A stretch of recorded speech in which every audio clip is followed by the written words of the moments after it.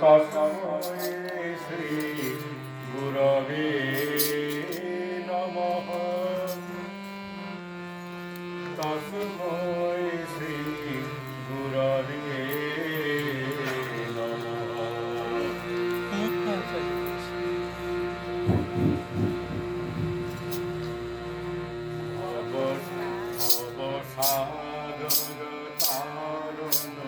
কারণ হে রবি নন্দন বন্দন খণ্ডন হে ভবসাগর কারণ কারণ হে রবি নন্দন বন্দন খণ্ডন হে শরণাগত কিঙ্কর জীবনে শরণাগত কিঙ্কর জীবনে গুরুদেব দয়া কর দীনজনে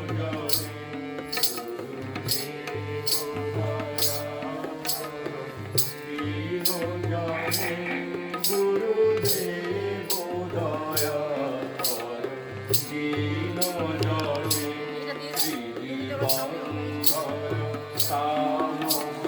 ভাস্বরে তুমি বিষ্ণু প্রজাপতি শঙ্করে পরব্রহ্ম পরাৎপর বেদবনে পরব্রহ্ম পরাৎপর বেদবনে গুরুদেব দয়া কর দীনজনে গুরুদেব দয়া কর দীনজনে গুরুদেব দয়া কর দীনজনে।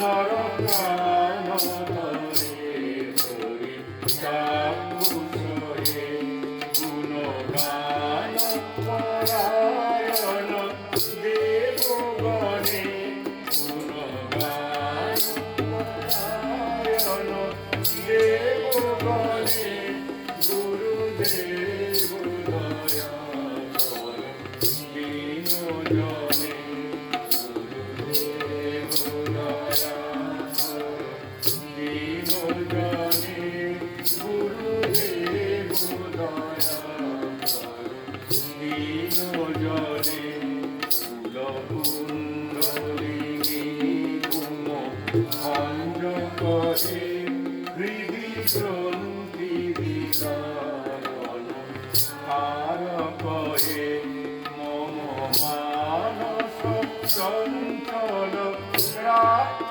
দিনে মম মানস চঞ্চল রাত্র দিনে গুরুদেব দয়া কর দীনজনে গুরুদেব দয়া কর দীনজনে গুরুদেব দয়া কর দীনজনে।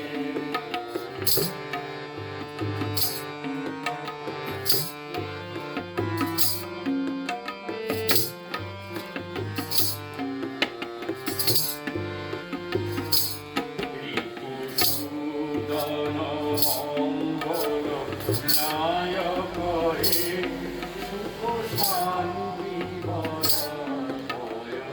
দায়ক হে প্রয়তাপ হরে তব নাম গুণে প্রয়তাপ হরে তব নাম গুণে গুরুদেব দয়া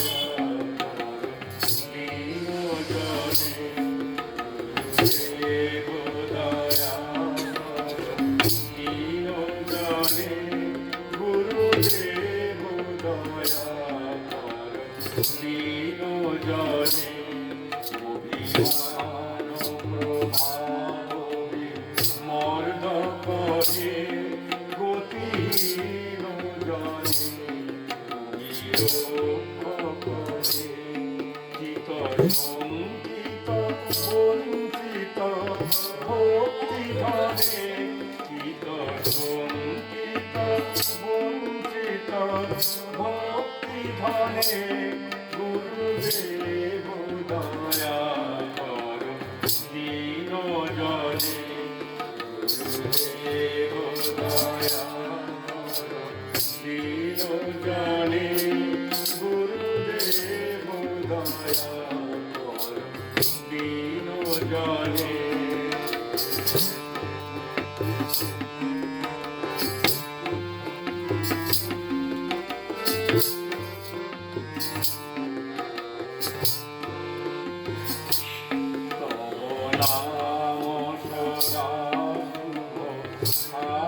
জনে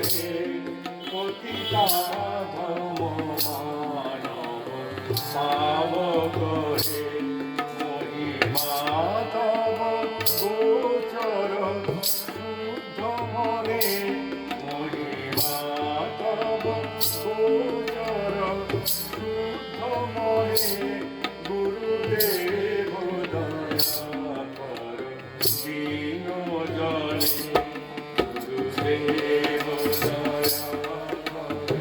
দীন জনে গুরুদেব দয়া কর দীন জনে জয় সদ্গুরু ঈশ্বর প্রাপ করে ভবরূপ বিকার বিনাশ করে মন যেন রহে তব শ্রীচরণে মন যেন রহে তব শ্রীচরণে গুরুদেব দয়া কর দীন জনে গুরুদেব দয়া কর দীন জনে গুরুদেব দয়া কর দীন জনে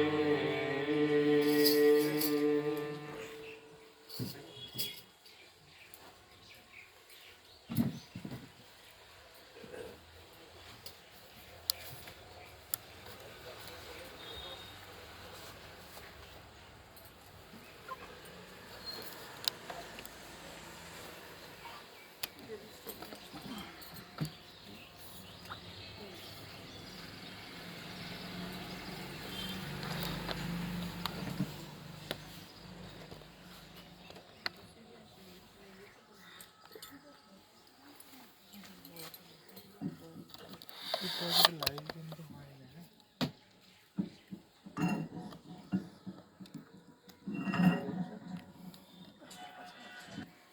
আজকে দাদা বললো লাইভ শর্ট করে নেবে, এইটাতে বললো পুরো ভিডিও করতে বললো যে লাইভ ফিনিশ করবো লাইভ দু চারটে করে অসুবিধা নেই।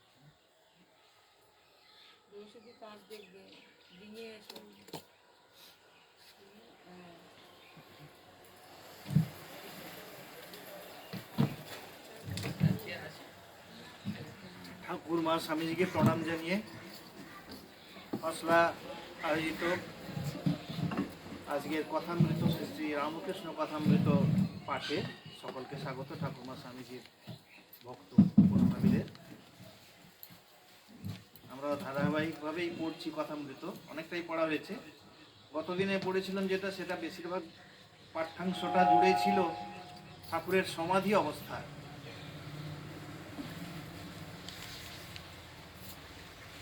ঠাকুর সমাধিস্থ হয়েছেন ঘন ঘন, সেদিন তার জন্মদিন ছিল। জন্মদিন উপলক্ষে যে উৎসব হয়েছিল সেখানে ভক্তরা নাচ গান করেছেন, তার জন্মদিন খুব সুন্দরভাবে পালন করেছেন। সেদিন যে আমরা ঠাকুরের সমাধি অবস্থাটি দেখেছি, সমাধি অবস্থা যে কেমন সেটা আমরা আগের দিন একটু আলোচনা করেছি, মানে অষ্টাঙ্গ যোগের যে শেষ পর্যায় সেটি হলো সমাধি। এই সমাধি অবস্থায় মানুষ বোধ হারিয়ে ফেলেন, দেহাত্মবুদ্ধি আর থাকে না কিছুই। আমরা এই কথামৃত ছাড়াও আরেকটি যে ঠাকুরের যে জীবনী নিয়ে যে প্রামাণ্য গ্রন্থ আছে, একটি অলৌকিক লীলা প্রসঙ্গ, শরৎ মহারাজের লেখা, পরে ইনি শারদানন্দ নামে পরিচিত হয়েছিলেন এবং মঠাধ্যক্ষ হয়েছিলেন। সেই ঠাকুরের এই শারদানন্দের যে জীবনী, শারদানন্দের যে ঠাকুরের যে জীবনী নিয়ে লিখেছেন যিনি, অলৌকিক লীলা প্রসঙ্গ, সেখানে আমরা দেখেছি যে শুধু এটা গল্প নয়, তো এটা একদম নথি, যাকে বলে প্রামাণ্য নথি। মানে ওনারা সব সাক্ষী, ওনারা দেখেছেন নিজের চোখে যে ডাক্তার মহেন্দ্রলাল সরকার যখন ওনাকে দেখতে এসেছেন, তখন ঠাকুরের সমাধি অবস্থায় তিনি টেথোস্কোপ নিয়ে বুকে বসিয়ে দেখেছেন যে সেখানে কোনো হার্টবিটই হচ্ছে না। কোনো একজন ভক্ত, তার চোখটা স্থির হয়ে গেছে, চক্ষু তো স্থির হয়ে যেত, একদম নিঃশ্বাস বেরোতো না। সে অবস্থায় চোখে মানে আঙুল দিয়ে দেখেছেন পরীক্ষা করে ভক্তেরা যে চোখের তারার কোনো নড়াচড়া পর্যন্ত নাই। এগুলো পরীক্ষা করে দেখা হয়েছে, এগুলো কোনো গল্প কাহিনী নয়। তো সেই সমাধি যারা দেখেছেন তারা অত্যন্ত ভাগ্যবান। তো সেইটাই আমরা সেদিন পড়েছি বিশেষ করে। আর আজকে আমরা যে অংশটি পড়ব সেটি ওই সেদিনকারেরই মানে ঘটনাগুলি। সেদিন আহারের পর ঠাকুর বিশ্রাম করছেন তার সেই ছোট ঘরটিতে খাটের উপরে বসে। তখন একটি বৈষ্ণব গোস্বামীকে দেখা গেল, তিনিও বসে আছেন। মাস্টারমশাইয়ের যা বিবরণ সেই রকম অনুযায়ী আরও ভক্তরা রয়েছেন। তো তখন তিনি মাস্টারমশাই বলছেন যে গোস্বামীদের দেখলেই ঠাকুর মস্তক অবনত হইয়া প্রণাম করিতেন। এটা অদ্ভুত ব্যাপার যে এরকম একজন মহাসাধক, মানে যাকে স্বামীজি বলেছেন যে স্পিরিচুয়াল জায়ান্ট, মানে জায়ান্ট বলতে উনি গৌরব অর্থে বলেছেন যে আধ্যাত্মিক দানব একজন। মানে এরকম আধ্যাত্মিক দানব পৃথিবীতে আবির্ভাব কম হয়েছে। মানে সমস্ত ধর্মকে উনি পরীক্ষা করে দেখে নিয়েছেন, বা প্রত্যেকটাতেই সাধনা করেছেন এবং সেইভাবে সিদ্ধিলাভ করে তবে উনি যত মত তত পথ এই সিদ্ধান্তে এসেছেন এবং সেইটি প্রচার করে গেছেন। তো কাজী এনাকে স্পিরিচুয়াল জায়ান্ট হিসেবে স্বামীজি আখ্যা দিয়েছিলেন। তো সেই তিনি গোস্বামী, মানে সাধারণ একজন গোস্বামী, তার সামনে তিনি শুধু প্রণাম নয়, হাত দিয়ে নমস্কার নয়, একদম সাষ্টাঙ্গ হয়ে, মানে যাকে বলে দণ্ডবত প্রণাম, সাষ্টাঙ্গ হয়ে তিনি প্রণাম করছেন। মানে কতটা বিনয় এবং কতটা কি বলবো, আর হ্যাঁ থাকলে এই জিনিসটা করা যায়। একদম দেবতাকে যেমন করে আমরা প্রণাম করি, সে সাষ্টাঙ্গ মানে তো অষ্ট অঙ্গ, মানে আটটা অঙ্গ, মানে হাত, পা, জানু, বুক, কপাল, তারপরে বাক্য, বুদ্ধি, মন, এই অষ্ট অঙ্গ দিয়ে মানে আত্মসমর্পণ করা যাকে বলে সাষ্টাঙ্গ প্রণাম। মানে গোটা শরীর মন যাকে প্রণাম করছি তার উদ্দেশ্য সমর্পণ করে দেয়া, একদম দণ্ডবত হয়ে পড়ে, মানে লাঠির মতো, দণ্ড বলতে লাঠির মতো পড়ে যাওয়া, মানে সমস্তটাই সমর্পণ করে দেয়া, দেহ, বুদ্ধি, মন সমস্ত কিছু সমর্পণ করে দেয়া। সেই রকম ভঙ্গিতে তিনি একজন বৈষ্ণবকে প্রণাম করছেন। একজন মহাসাধক হয়ে একজন সাধারণ বৈষ্ণবকে কতটা বিনয় এবং কতটা দেবত্ব বোধ থাকলে, এরকম দেবত্বের উন্নীত হলে তো এটা করা যায়। আমরা তো এখন মানে অহংবশত অনেক মানুষকে প্রণাম করতেই আমরা, এখন তো প্রণাম করাটাই অনেক কমে গেছে, পায়ে হাত দিয়ে প্রণাম সেটাই কমে গেছে। তো এইটা আমরা প্রথমেই দেখলাম। আর তারপরে বলছেন যে এই গোস্বামী কি বলছেন যে আন্তরিক হলে সব ধর্মের ভিতর দিয়েই ঈশ্বরকে পাওয়া যায়। এটা উনি পরীক্ষা করে দেখেছেন, এটা উনি সাধনা করেই সেই জায়গায় এসে পৌঁছেছেন। আর এই যে ঈশ্বর সাকার না নিরাকার, সাধকদের মধ্যে তো বটেই, এমনি সাধারণ যারা মানুষ আমাদের মতো, তাদের মনেও কিন্তু এই প্রশ্ন বারে বারে ফিরে ফিরে আসে, ঈশ্বর সাকার না নিরাকার। এই নিয়ে তিনি বলেছেন যে আমাদের অদ্বৈতবাদ যা বলে তাতে নিরাকারের কথাই বলা হয়। আর সাকার বলতে আমরা সাধারণত হিন্দুরাই এই সাকার মূর্তি বা মূর্তি পূজা করি। আর বুদ্ধ বৌদ্ধ ধর্মেতেও আছে, কিন্তু সেটা ওদের যে দুভাগ আছে, মহাযান আর হিমযান, সেই মহাযানের যারা পথিক, মহাযানের সাধনার যে সেই তারাই খালি এই বুদ্ধকে দেবতা হিসেবে পূজা করেন এবং মূর্তি পূজা করেন। আর হিমযান যারা, তারা বুদ্ধদেবকে শ্রদ্ধা করেন, কিন্তু তাকে পণ্ডিতের মতন একজন অসাধারণ মানুষ হিসেবে শ্রদ্ধা করেন। কিন্তু মহাযানের পন্থী যারা, মহাযানপন্থী যারা, তারা কিন্তু বুদ্ধদেবের মূর্তি পূজা করে থাকেন। তো বাকি কিন্তু হিন্দুরাই আমাদের যে সনাতন ধর্ম, সেখানেই কিন্তু এই মূর্তি পূজার প্রচলন আছে। তো ঠাকুর এখানে একটি সুন্দর গল্প বলে বলেছেন। এর আগেও আমরা এই গল্পটা পড়েছি, যে একজন এসে গাছতলায় এসে বললো যে একটি সুন্দর লাল গিরিগিরি দেখে এলাম। আর একজন বললো, না না, লাল কেন হবে, সে সবুজ, আমি সচক্ষে দেখেছি। আবার একজন বললো, না না, ওটা সবুজও নয়, আমি নীল দেখেছি। এবারে নানাজনে নানা রকম বলছেন, কিন্তু একজন বলছেন যে না, আমি তো ওইখানেই থাকি, আমি ওকে চিনি, তোমরা যা বলছো সেগুলো সবই সত্যি, কখনো সবুজ, কখনো নীল, কখনো লাল, আবার কখনো কোনো রঙই নেই। মানে কেমন ভাবে উনি সাকার নিরাকারের কথা বললেন। সাকার হলেও আমরা বলি যে লাল নীল সবুজ যেটা কথা হচ্ছে, সেটা কথা নাকি আমরা কেউ শিবকে পূজা করি, যে শিবকে ঈশ্বর বলে মানি, ইষ্ট দেবতা বলে, কেউ বিষ্ণুকে করি, কেউ মা দুর্গাকে, কেউ মা কালীকে। তার মানে কি এই লাল নীল সবুজের কথাটা এখানে বলা হলো। আর যিনি দেখেছেন, মানে তিনি সাধক, তিনি এই মানে ব্রহ্মজ্ঞান তার হয়েছে, তাই তিনি বলছেন যে তোমরা যা বলছো সেগুলো ঠিক, আবার তার কোনো রঙও নেই, সেটা আমি কিন্তু দেখেছি, আমি ওখানেই থাকি। তার মানে তিনি সাধনা করে ওই জায়গায় পৌঁছেছেন, তাই তিনি এইভাবে এত সুন্দর করে বুঝিয়ে দিলেন গল্পের মধ্যে দিয়ে। ঠাকুর এই গল্পটা কয়েকবারই বলেছেন।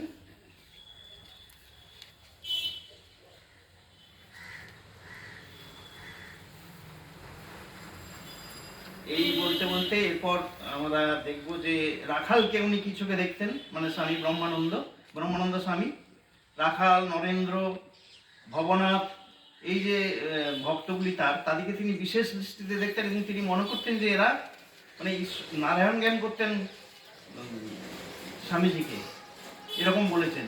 ওই ভবনাথকেও তাই, ভবনাথকেও এইভাবে তিনি নারায়ণের মতন মনে করতেন। হয়তো 18-19 বছরের ছেলে, তাদের এইভাবে তিনি তাদের দেখতেন। এবং অবাক ব্যাপার যে ঠাকুরের সাথে সাথে কিন্তু এই সমস্ত ভক্তগুলিও এই পৃথিবীতে তখন জন্মগ্রহণ করেছিলেন। যে দ্বাদশ, তার যে 16 জন ভক্ত, বোধহয় না 16 জন, তো এইরকম ভক্তও কিন্তু সেই ভক্তেরা এক একজন দিকপাল সেই সময় এসেছিলেন, এবং ঠাকুর তাদেরকে এমন চিনতেও পেরেছিলেন তার অদ্ভুত শক্তি দিয়ে, অলৌকিক শক্তি দিয়ে, এবং তারাও ঠিক সেইভাবে তাদের কাছে এসেছেন। এবং এই ভবনাথ সম্পর্কেও শেষকালে বলছেন যে এরা হচ্ছে ঈশ্বর কোটি, এরা একদম নিত্য সিদ্ধ, এরা জন্ম থেকেই মানে ঈশ্বরের যে ঐশ্বরিক শক্তি নিয়েই তারা জন্মগ্রহণ করেন। তো এই সমস্ত বিবরণ আজকে আমরা পড়ব। ওম স্থাপকায় চ ধর্মস্য সর্বধর্ম স্বরূপিণে অবতার বরিষ্ঠায় রামকৃষ্ণায় তে নমঃ। জননীং শারদাং দেবীং রামকৃষ্ণং জগদ্গুরুং পাদপদ্মে পয়ো শ্রিত্বা প্রণমামি মুহুর্মুহু। নমো শ্রী যতিরাজায় বিবেকানন্দ সুরায় সচ্চিৎ সুখ স্বরূপায় স্বামিনে তাপহারিণে। তব কথামৃতম তপ্ত জীবনম কবি বিবীড়িতম কলমশাপহম শ্রবণ মঙ্গলম শ্রীমদাততম ভুবি গৃহন্তি যে ভুরিদা জনাঃ। আসুন আমরা কথামৃত পাঠ শুরু করি।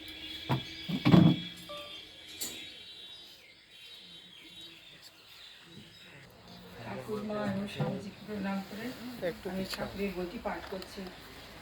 সপ্তম পরিচ্ছেদ, গোস্বামী সঙ্গে সর্বধর্ম সমন্বয় প্রসঙ্গ। আহারের পর ঠাকুর শ্রী রামকৃষ্ণ ছোট খাটটিতে বিশ্রাম করিতেছেন। ঘরে লোকের ভিড় বাড়িতেছে, বাহিরের বারান্দাগুলিও লোকে পরিপূর্ণ। ঘরের মধ্যে ভক্তরা মেঝেতে বসিয়া আছেন ও ঠাকুরের দিকে এক দৃষ্টে চালিয়া আছেন। কেদার, সুরেশ, রাম, মনমোহন, গিরিন্দ্র, রাখাল, ভবনাথ, মাস্টার ইত্যাদি অনেকে ঘরে উপস্থিত। রাখালের বাপ আসিয়াছেন, তিনিও ওই ঘরে বসিয়া আছেন। একটি বৈষ্ণব গোস্বামীও এই ঘরেই উপবিষ্ট। ঠাকুর তাহাকে সম্বোধন করিয়া কথা কইতেছেন। গোস্বামীদের দেখিলেই ঠাকুর মস্তক অবনত করিয়া প্রণাম করিলেন। কখনো কখনো সম্মুখে সাষ্টাঙ্গ হইতেন, নাম মাহাত্ম্য না অনুরাগ আজীবন। শ্রীরামকৃষ্ণ: আচ্ছা তুমি কি বলো, উপায় কি? গোস্বামী: আজ্ঞা নামেতেই হবে, কলিতে নাম মাহাত্ম্য। শ্রীরামকৃষ্ণ: হ্যাঁ, নামের খুব মাহাত্ম্য আছে বটে, তবে অনুরাগ না থাকলে কি হয়? ঈশ্বরের জন্য প্রাণ ব্যাকুল হওয়া দরকার। শুধু নাম করে যাচ্ছি কিন্তু কামিনী কাঞ্চনে মন রয়েছে, তাতে কি হয়? বিছে বা ডাকুর কামড় অমনি মন্ত্রে সারে না, ঘুঁটের ভাবরা দিতে হয়। গোস্বামী: তাহলে অজামিল? অজামিল মহাপাতকী, এমন পাপ নাই যে সে করে নাই, কিন্তু মরবার সময় নারায়ণ বলে ছেলেকে ডাকাতে উদ্ধার হয়ে গেল। শ্রীরামকৃষ্ণ: হয়তো অজামিলের পূর্বজন্মে অনেক কর্ম করা ছিল, আর আছে যে সে পরে তপস্যা করেছিল। এরকমও বলা যায় যে তার তখন অন্তিম কাল। হাতিকে নাইয়ে দিলে কি হবে? না আবার ধুলা কাদানিকে জেকে সেই। তবে হাতিশালা ঢোকবার আগে যদি কেউ ঝুল ঝেড়ে দেয় ও স্নান করিয়ে দেয়, তাহলে গা পরিষ্কার থাকে। নামেতে একবার শুদ্ধ হলো, কিন্তু তারপরে হয়তো নানা পাপে লিপ্ত হয়। মনে বলে বল নাই, প্রতিজ্ঞা করে না যে আর পাপ করব না। গঙ্গা স্নানে পাপ সব যায়, গেলে কি হবে? লোকে বলে থাকে, পাপগুলো গাছের ওপর থাকে। গঙ্গা নেমে যখন মানুষটা ফেরে, তখন ওই পুরনো পাপগুলো গাছ থেকে ঝাঁপ দিয়ে ওর ঘাড়ের ওপর পড়ে। সকলে হাস্য। সেই পুরনো পাপগুলো আবার ঘাড়ে চড়েছে। স্নান করে দুপানা আস্তে আস্তেই আবার ঘাড়ে চড়েছে। তাই নাম করো, সঙ্গে সঙ্গে প্রার্থনা করো, যাতে ঈশ্বরেতে অনুরাগ হয়। আর যেসব জিনিস দুদিনের জন্য, যেমন টাকা, মান, দেহের সুখ, তাদের উপর যাতে ভালোবাসা কমে যায়, প্রার্থনা করো। নমস্কার।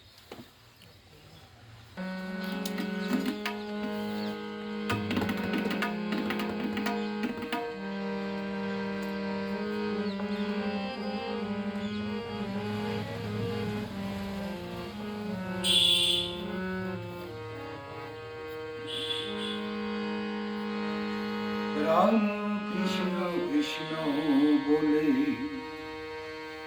ডাকলে আমার বাউল মন, রাম কৃষ্ণ কৃষ্ণ বলে ডাকলে আমার বাউল মন, রাম কৃষ্ণ কৃষ্ণ বলে ডাকার মতো ডাকলে পরে, ডাকার মতো ডাকলে পরে ভাবি হৃদয় নিরঞ্জন ধান, কৃষ্ণ কৃষ্ণ বলে ডাকলে আমার বাউল মন, রাম কৃষ্ণ কৃষ্ণ বলে।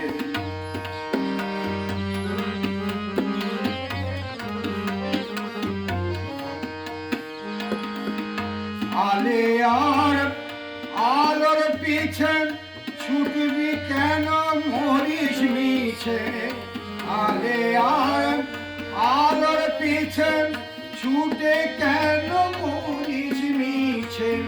শ্রীরাম কৃষ্ণ মনের মাঝে, শ্রীরাম কৃষ্ণ মনের মাঝে উকি মারে সর্বক্ষণ, রাম কৃষ্ণ কৃষ্ণ বলে ডাকলে আমার পাগল মন, রাম কৃষ্ণ কৃষ্ণ বলে।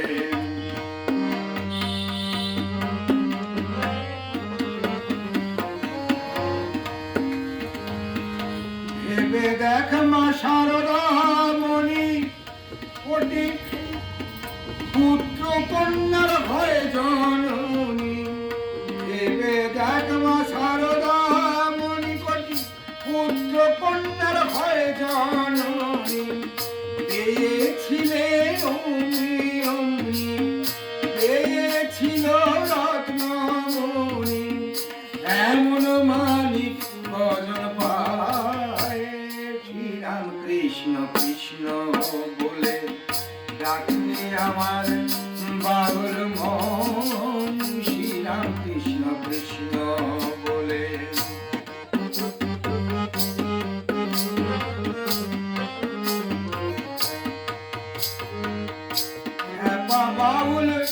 ভেবে বলে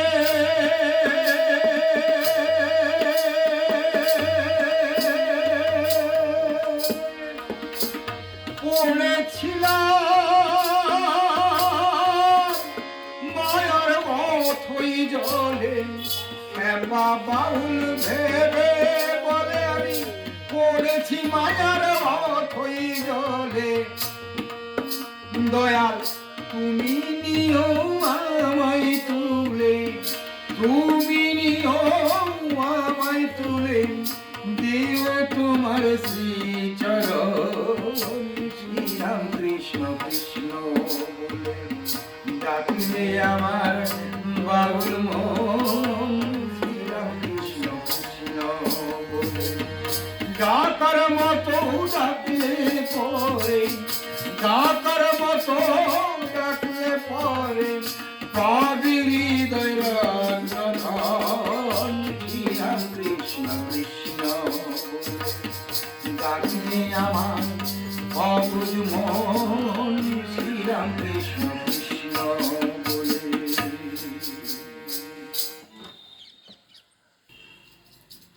ঠাকুর, মা ও স্বামীজিকে প্রণাম। বৈষ্ণব ধর্ম সাম্প্রদায়িকতা, সর্বধর্ম সমন্বয়। শ্রীরামকৃষ্ণ গোস্বামীর প্রতি আন্তরিক হলে সব ধর্মের ভেতর দিয়াই ঈশ্বরকে পাওয়া যায়। বৈষ্ণবরা ঈশ্বরকে পাবে, শাক্তরাও পাবে, বেদান্তবাদীরাও পাবে, ব্রহ্মজ্ঞানীরাও পাবে, আবার মুসলমান, খ্রিস্টান এরাও পাবে। আন্তরিক হলে সবাই পাবে। কেউ কেউ ঝগড়া করে বসে, তারা বলে আমাদের শ্রীকৃষ্ণকে না ভজলে কিছুই হবে না। কি আমাদের মা কালীকে না ভজলে কিছুই হবে না, আমাদের খ্রিস্টান ধর্মকে না নিলে কিছুই হবে না। এসব বুদ্ধির নাম মতুয়ার বুদ্ধি, অর্থাৎ আমার ধর্ম ঠিক আর সকলের মিথ্যা। এ বুদ্ধি খারাপ। ঈশ্বরের কাছে নানা পথ দিয়ে পৌঁছানো যায়। আবার কেউ কেউ বলে ঈশ্বর সাকার, তিনি নিরাকার নন, এই বলে আবার ঝগড়া। যে বৈষ্ণব সে বেদান্তবাদীর সঙ্গে ঝগড়া করে। যদি ঈশ্বর সাক্ষাৎ দর্শন হয় তাহলে ঠিক বলা যায়। যে দর্শন করেছে সে ঠিক জানে ঈশ্বর সাকার আবার নিরাকার। আরও তিনি কত কি আছেন তা বলা যায় না। কতকগুলো কানা একটা হাতির কাছে এসে পড়েছিল।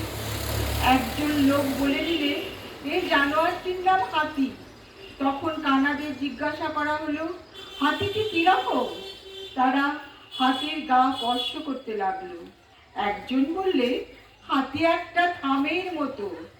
সে কানাটি কেবল হাতির পা স্পর্শ করেছিল। আর একজন বললে হাতিটা একটা কুলোর মতো, সে কেবল একটা কানে হাত দিয়ে দেখেছিল। এইরকম যারা সুরে কি পেটে হাত দিয়ে দেখেছিল তারা নানা প্রকার বলতে লাগলো। তেমনি ঈশ্বরের সম্বন্ধে যে যতটুকু দেখেছে সে মনে করেছে ঈশ্বর এমনই, আর কিছু নয়। একজন লোক বাচ্চা থেকে ফিরে এসে বলল গাছতলায় একটি সুন্দর লাল গিরগিটি দেখে এলো। আর একজন বললে আমি তোমার আগেই সেই গাছতলায় গেছিলাম। লাল কেন হবে, সে সবুজ, আমি সচক্ষে দেখেছি। আরেকজন বললে ও আমি বেশ জানি, তোমাদের আগে গেছিলাম। সে গিরগিটি আমিও দেখেছি, সে লালও নয় সবুজও নয়, সচক্ষে দেখেছি নীল। আর দুইজন ছিল, তারা বলল হলদে, পাঁচটে, নানা রং। শেষে সব ঝগড়া বেঁধে গেল। সকলে জানে আমি যা দেখছি তাই ঠিক। তাদের ঝগড়া দেখে একজন লোক জিজ্ঞাসা করলে ব্যাপার কি? যখন সব বিবরণ শুনলে তখন বললে আমি ওই গাছতলাতেই থাকি, আর ওই জানোয়ার কি আমি চিনি? তোমরা প্রত্যেকে যা বলছো তা সব সত্য। ও গিরগিটি কখনো সবুজ, কখনো নীল, এইরূপ নানা রং হয়। আবার কখনো দেখি একেবারে কোনো রং নাই, নির্গুণ। নমস্কার। মাতা আমার মা শারদা, পিতা আমার গদাধর, শ্রীমা হলে আমার কালী, ঠাকুর আমার মহেশ্বর, মাতায় আমার মা শারদা, মাতায় আমার মা শারদা। আমি যে জবা দিই শ্যামা মাকে, আমি সেই জবা দিই মা শারদাকে। আমি যে জবা দিই শ্যামা মাকে, সেই জবা দিই মা শারদাকে। রাম কৃষ্ণের পূজা করে আমি রাম কৃষ্ণের পূজা করে ডাকি তাকে হে শঙ্কর। মাতায় আমার মা শারদা, পিতায় আমার গদাধর,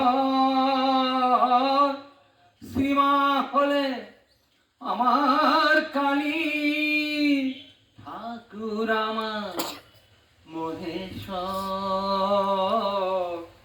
মাতায় আমার মা শারদা, মাতায় আমার মা শারদা।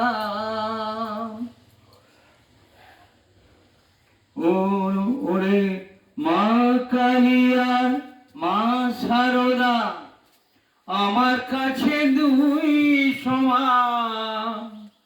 আমি শারদাকে প্রণাম করে শ্যামা মায়ে করি গান। যে হৃদয়ে ঠাকুরের বাস ওরে, সেই হৃদয় তো শিবের বাস। যে হৃদয়ে ঠাকুরের বাস ওরে, সেই হৃদয়ে তো শিবের কৈলাস। শিব কালী ঠাকুর সীমা ওরে, শিব কালী ঠাকুর সীমা, দুহে সমান শক্তিধর। মাতায় আমার মা শারদা, পিতায় আমার গদাধর, শ্রীমা হলে আমার কালী, ঠাকুর আমার মহেশ্বর। মাতায় আমার মা শারদা, মাতায় আমার মা শারদা, মাতায় আমার মা শারদা।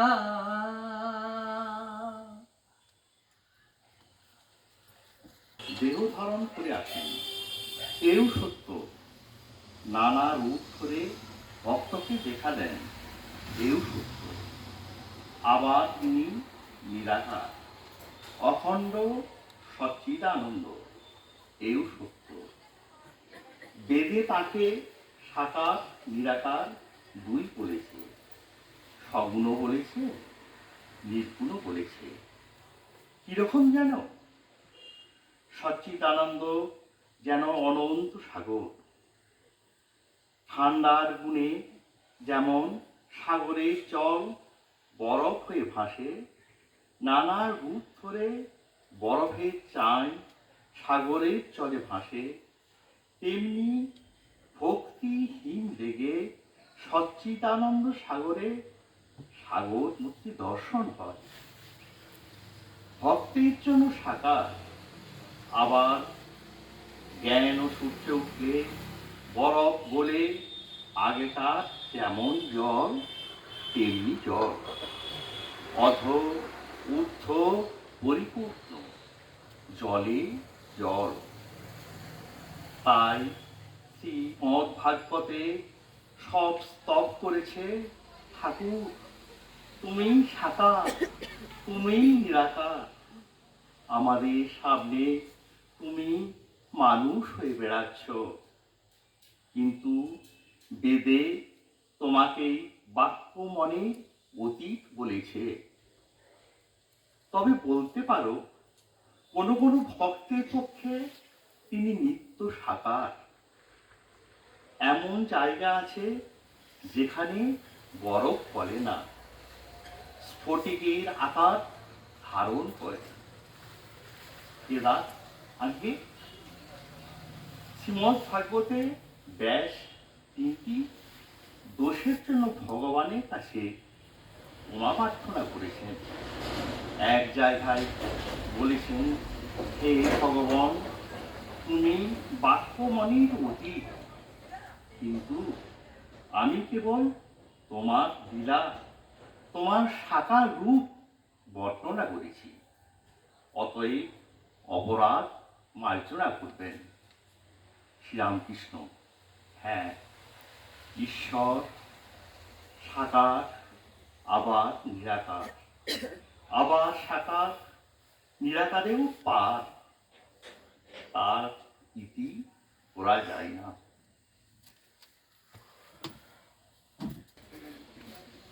ঠাকুরমা স্বামীজিকে প্রণাম জানিয়ে গায়ত্রী।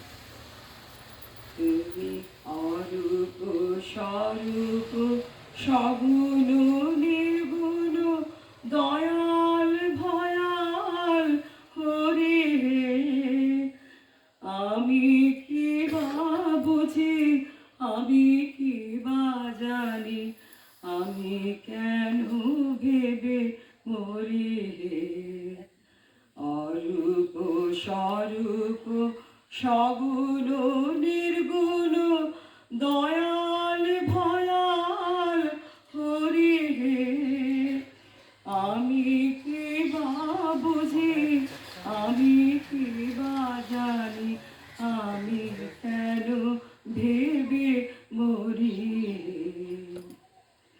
কি রূপে এসেছি, কেমনে বা যাব, তা ভাবিলে কেন জীবন কাটাবো। কি রূপে এসেছি, কেমনে বা যাব, এ ভাবিয়ে কেন জীবন কাটাবো। তুমি আনিয়াছো, তোমারে পাবো, এই শুধু মনে করি।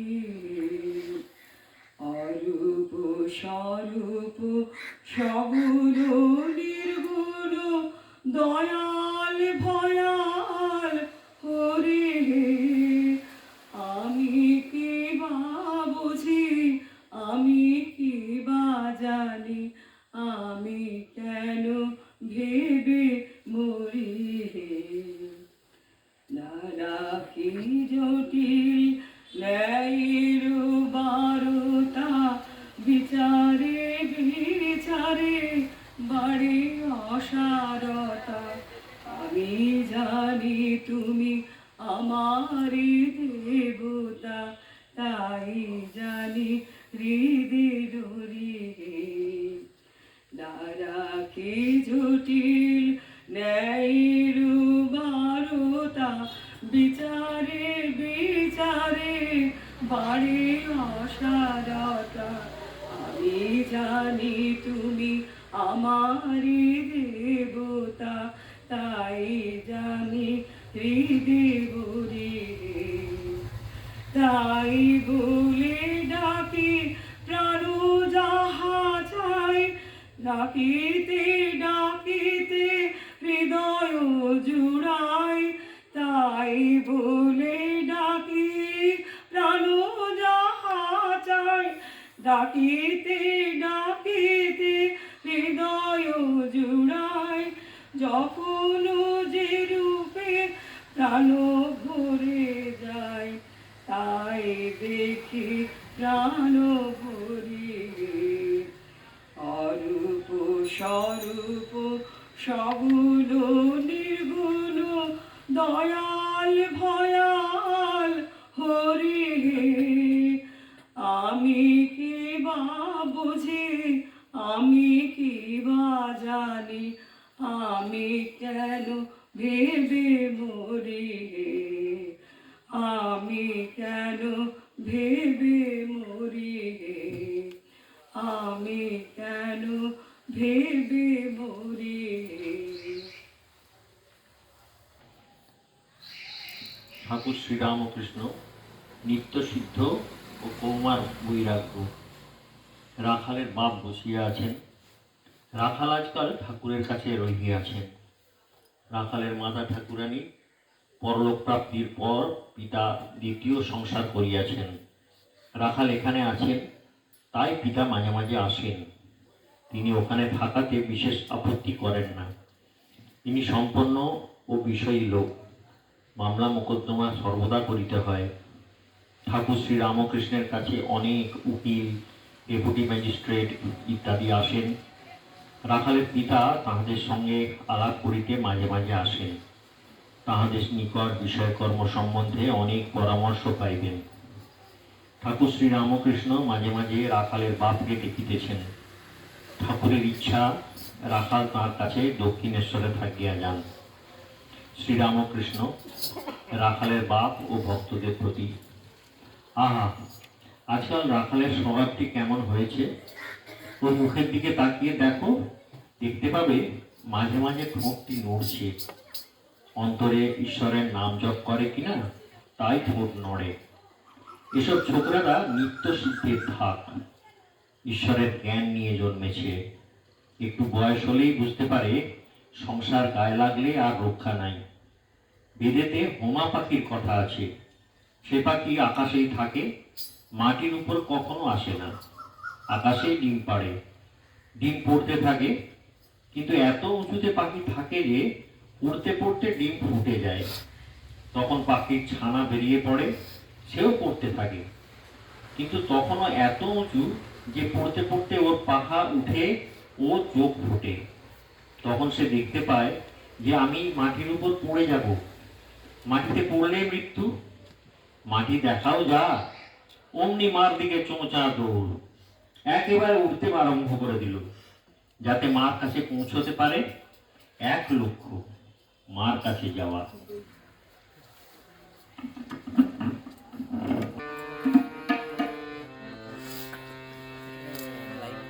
করে দাও।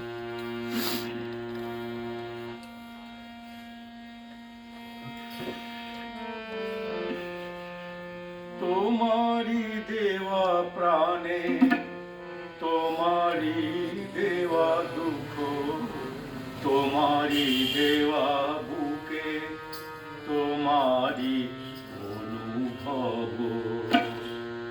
তোমারি দেওয়া প্রাণে, তোমারি দেওয়া দুঃখ, তোমারি দেওয়া বুকে, তোমারি অনুভব। তোমারি দুনয়নে, তোমারি শোক বাড়ি, তোমারি ব্যাকুলতা, তোমারি আহারব। তোমারি দেওয়া প্রাণে, তোমারি দেওয়া দুঃখ, তোমারি দেওয়া বুকে, তোমারি অনুভব।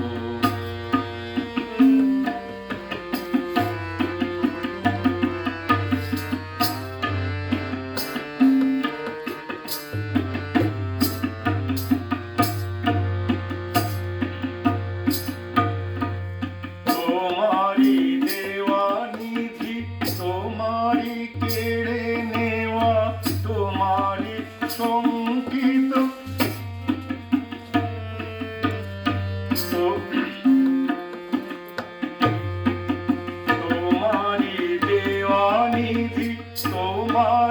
কেড়ে নেওয়া তোমারই সংচিত আকুল পথ চাওয়া তোমারই নিরজনে ভাবনা আন মনে তোমারই নিরজনে ভাবনা আন মনে তোমারই সান্ত্বনা শীতল সৌরভ তোমারই সান্ত্বনা শীতল সৌরভ তোমারই দেওয়া প্রাণে তোমারই দেওয়া দুঃখ তোমারই দেওয়া বুকে তোমারই অনুভব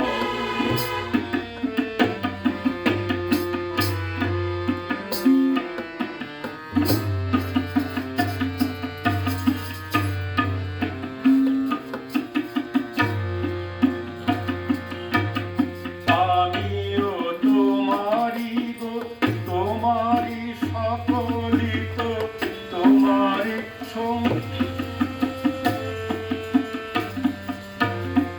আমিও তোমারই গো তোমারই সকলিত জানিয়ে জানে না এ মোহ হত চিত আমারই বলে কেন ভ্রান্তি হলো কেন আমারই বলে কেন ভ্রান্তি হলো কেন ভাঙো এ অহমিকা মিথ্যা গৌরব ভাঙো এ অহমিকা মিথ্যা গৌরব তোমারই দেওয়া প্রাণে তোমারই দেওয়া দুঃখ তোমারই দেওয়া বুকে তোমারই অনুভব তোমারই নয়নে তোমারই সুখ পারি তোমারই ব্যাকুলতা তোমারই হাহারব তোমারই দেওয়া প্রাণে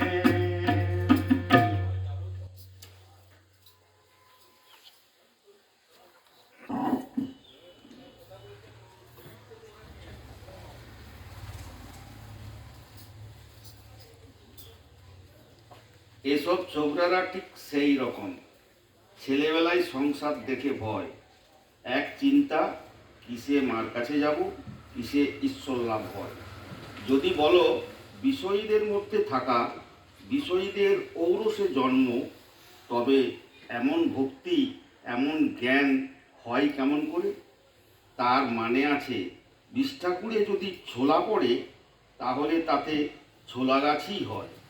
সে ছোলাতে কত ভালো কাজ হয়, বিষ ঠাকুরে পড়েছে বলে কি অন্য গাছ হবে? আহা, রাখাল স্বভাব আজকাল কেমন হয়েছে, তা হবে নাই বা কেন? ওল যদি ভালো হয় তার মুক্তিও ভালো হয়, সকলের হাস্য। যেমন বাপ তার তেমনি ছেলে, মাস্টার একান্তে গিরিশের প্রতি। সাকার নিরাকারের কথাটি ইনি কেমন বুঝিয়ে দিলেন। বৈষ্ণবেরা বুঝি কেবল সাকার বলে, গিরিশ তা হবে ওরা একঘেয়ে মাস্টার, নিত্য সাকার। আপনি বুঝেছেন স্ফটিকের কথা?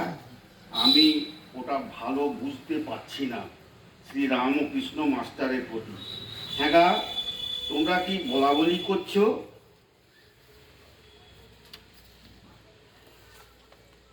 মাস্টার ও গিরিন্দ একটু হাসিয়া চুপ করিয়া রহিলেন। বিন্দেছি রামলালের প্রতি। ও রামলাল, এই লোকটিকে এখন খাবার দিও, আমার খাবার তার পরে দিও। শ্রী রামকৃষ্ণ, বিন্দেকে খাবার এখনো দেয় নাই?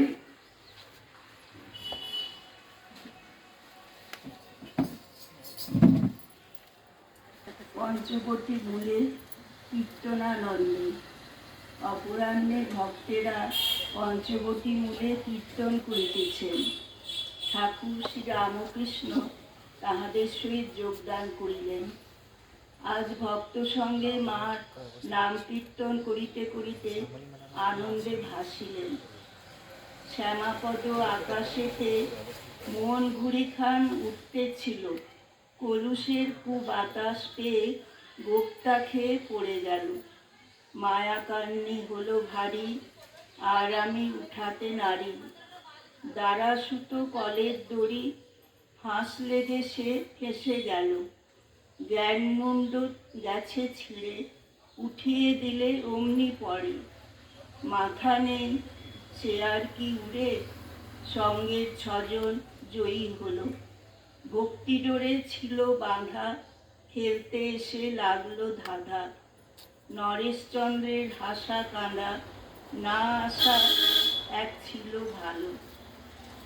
আবার গান হইল, গানের সঙ্গে সঙ্গে খোল করতাল বাজিতে লাগিল। ঠাকুর ভক্ত সঙ্গে নাচিতেছেন। মজলো আমার মন ভ্রমরা, শ্যামাপদ নীলকমলে। শ্যামাপদ নীলকমলে, কালীপদ নীলকমলে। যত বিষয় মধু তুচ্ছ হলো, কামাদি কুসুম সকলে।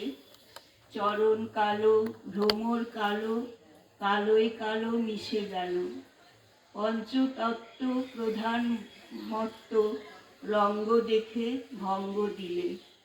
কমলাকান্তেরই মনে আশা পূর্ণ এতদিনে, তাই সুখ দুঃখ সমান হলো আনন্দ সাগর উঠোনে।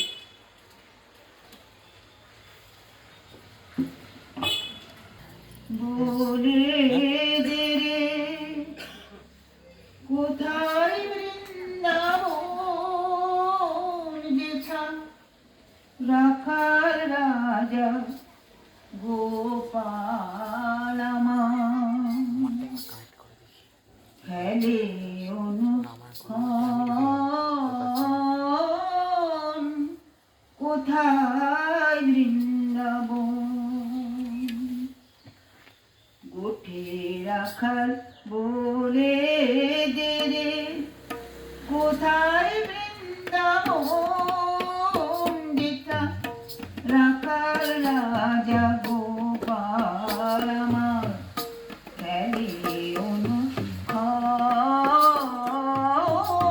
কোথায় বৃন্দাবন।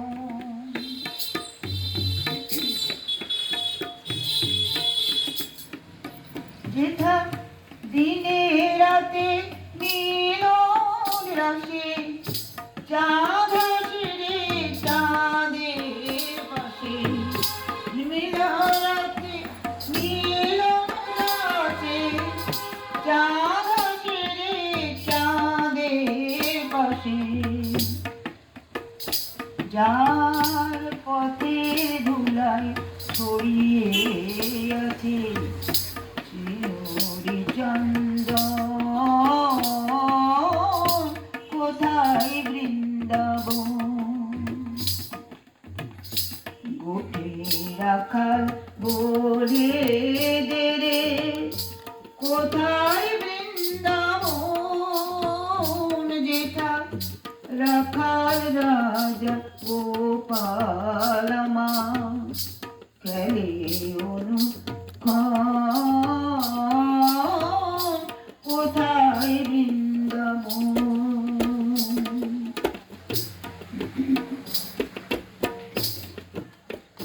যেথা কৃষ্ণ নামের ঢেউ উঠে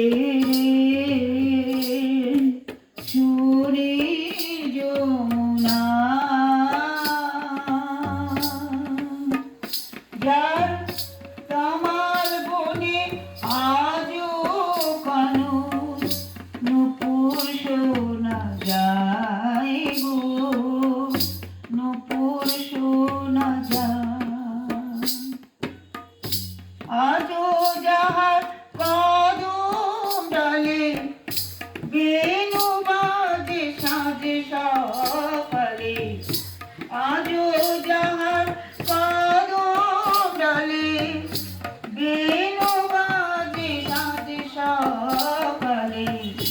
নিত্য লীলা করে যেথা মদন মোহন কোথায় বৃন্দাবন গভীর আকার বলে দে রে কোথায় বৃন্দাবন যেটা রাখার রাজা গোপাল আমার খেলে কোথায় বৃন্দাবন। গৃহস্থ ধর্ম প্রায় 5:30-6টা হইল। ঠাকুর ভক্ত সঙ্গে নিজের ঘরের দক্ষিণ পূর্ব বারান্দায় বসিয়া আছে, ভক্তদের দেখিতেছেন। শ্রী রামকৃষ্ণ কেদারাদি ভক্তের প্রতি সংসার ত্যাগী সাধু, সে তো হরিনাম করবেই, তার তো আর কোনো কাজ নাই। সে যদি ঈশ্বর চিন্তা করে তো আশ্চর্যের বিষয় নয়। সে যদি ঈশ্বর চিন্তা না করে, সে যদি হরিনাম না করে, তাহলে বরং সকলে নিন্দা করবে। সংসারী লোক যদি হরিনাম করে তাহলে বাহাদুরি আছে। দেখো জনক রাজা খুব বাহাদুর, সে দুখানি তরবার ঘোরাতো, একখানা জ্ঞান ও একখানা কর্ম। একদিকে পূর্ণ ব্রহ্মজ্ঞান আর একদিকে সংসারে কর্ম করছে। নষ্ট মেয়ে সংসারের সব কাজ খুঁটিয়ে করে, কিন্তু সর্বদাই উপপতিকে চিন্তা করে। সাধুসঙ্গ সর্বদা দরকার। সাধু ঈশ্বরের সঙ্গে আলাপ করে দেন। কেদার আগে হ্যাঁ, মহাপুরুষ জীবের উদ্ধারের জন্য আসেন। যেমন রেলের ইঞ্জিন পিছনে কত গাড়ি বাঁধা থাকে, টেনে নিয়ে যায়। অথবা যেমন নদী বা তরার কত জীবের পিপাসা শান্তি করে। ক্রমে ভক্তেরা গৃহে প্রত্যাবর্তনের জন্য প্রস্তুত হইলেন। একে একে ঠাকুর শ্রী রামকৃষ্ণকে ভূমিষ্ঠ হইয়া প্রণাম করিলেন ও তাহার পদধূলি গ্রহণ করিলেন। ভবনাথকে দেখিয়া ঠাকুর বলিতেছেন, তুই আজ আর যাস নাই, তোদের দেখেই উদ্দীপন। ভবনাথ এখনো সংসারে প্রবেশ করে নাই, বয়স 19-20, গৌরবর্ণ, সুন্দর দেহ। ঈশ্বরের নামে তাহার চোখে জল আসে। ঠাকুর তাহাকে সাক্ষাৎ নারায়ণ দেখেন। নমস্কার।